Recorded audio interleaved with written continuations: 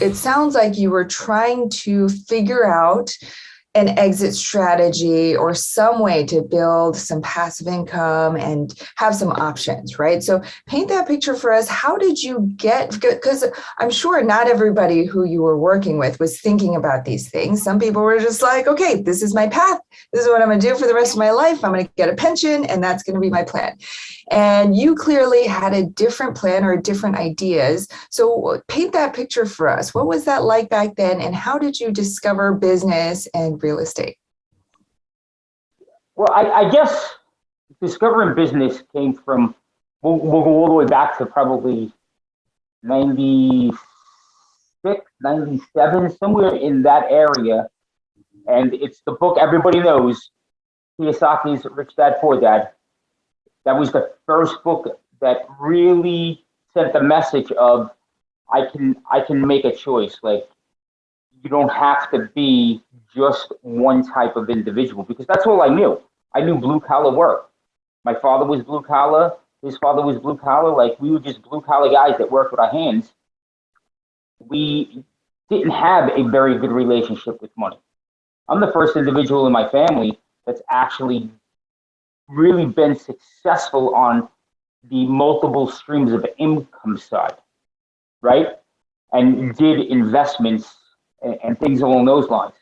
So as a police officer and as a fireman, I would sit there and I read Kiyosaki's book and I read Gerber's book, The E-Myth, and it just got the juices flowing. And I just tried different things. It was just always something that I would think about, and I would try, and it wouldn't work out, and I would try something else and it wouldn't work out. I just went around that kind of that revolving door. I never looked at failure as failure. I just kind of looked at failure as feedback. And through that, I got to a point where now I'm 25 years in, and it's time for me to leave. Like, I can't be doing this my entire life. And now I find real estate as I'm doing my research, I find real estate. And what hit me about real estate was things like 1031 exchanges, things like depreciation, things like Uncle Sam actually really is your good uncle in the world of real estate, right? There's a lot of tax benefits that come along with that. There's a lot of tax benefits with being a real estate professional. And my mentors would tell me it's not necessarily about the amount of money you earn or make or bring in cash flow passively, actually trading time for dollars, whatever it is.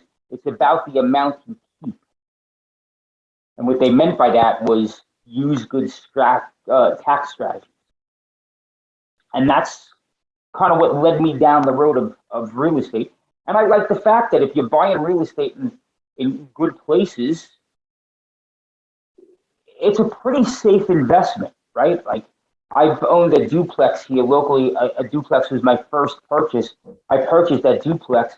I rode out the 2008 crash, but I was in a solid market.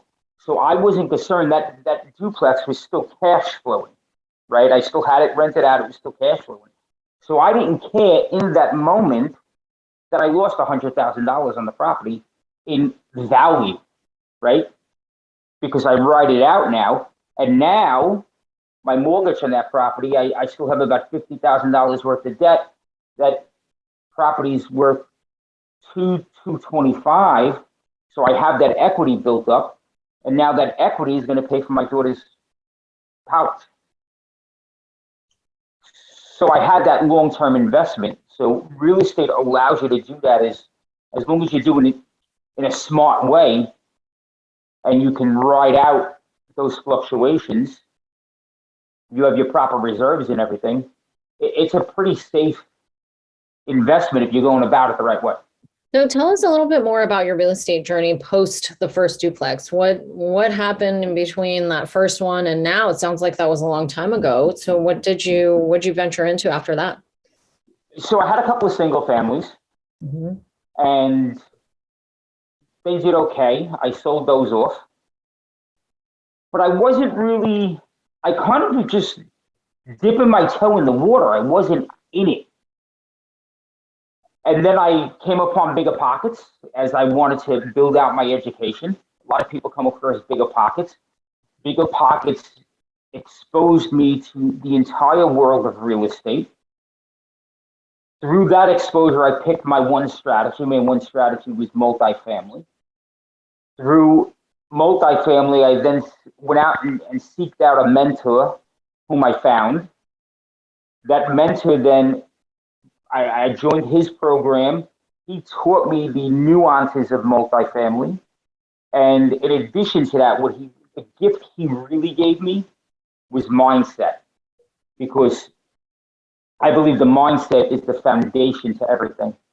If you're always chasing the dollar, you're never going to catch that dollar. If you're always, I grew up in New York City, so I always had the angle of somebody's out to get me. What's in it for them? I couldn't believe that individuals would be so given and just, if I had a question, they would just help me. So he gave me that gift. And then I started underwriting real estate, multifamily specifically, underwriting the multifamily, and I made the shift into multifamily purely because of economies of scale, right? I just like the economies of scale of multifamily. And it was that paradigm shift of the mindset that really got me propelled and off the launching pad.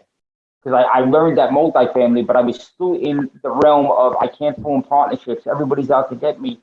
You got to remember, I came from New York City, so I actually watched scams go on a daily basis, right? I then became a New York City police officer. All I did was deal with scams and the atrocities from a very small scale to a very large scale of what people can do. I really did see the evil that people could cause. So that just cemented more in my belief system that people are out to get you. Everybody has an angle. They're always out for themselves. So I had a very big wall around me on partnerships and trusting individuals and sharing information with individuals. And that real estate mentor actually broke that down. So he gave me so much more than multifamily. And it took a long time for me to break those walls down. And then I eventually have gone out and I formed partnerships and I created products with people, and it just has really transformed me. So that's why I'm on that mission to tell people that it really starts with mindset. It really starts with how you perceive the world, that the world isn't out to get you, even though it appears that way. There's chaos all over the place. Don't pay attention to the chaos. Stay focused on what your personal